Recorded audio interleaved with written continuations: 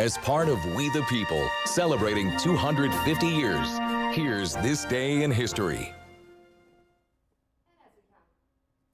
And as we celebrate America's 250th birthday, we're sharing our We the People series, the people, places, and things of the past that have shaped our country into what it is today. That includes some significant presidential campaign years, Charlie. Yeah, on this day, July 28th, back in 2016, former Secretary of State, Senator and First Lady Hillary Clinton made history by accepting the Democratic Party's nomination for president, becoming the first woman to lead a major U.S. political party.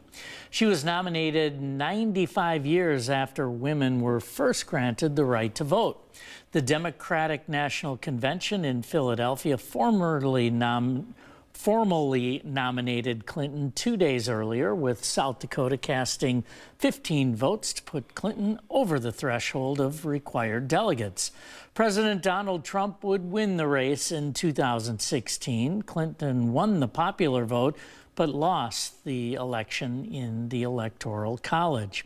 That's this day in history for July 28th. For We the People, I'm Charlie Shortino. Yeah, 10 years ago, that was my first year in television covering. I was working in Iowa at the time, and Iowa, I mean, both Hillary Clinton and Donald Trump made stops in that year. So quite the presidential race. I'll never forget covering that. That it was. It got a little feisty.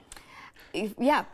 Many of As you they will usually remember. do. Yep, Yeah. But that's why we cover it, right, Charlie? All right, thank you.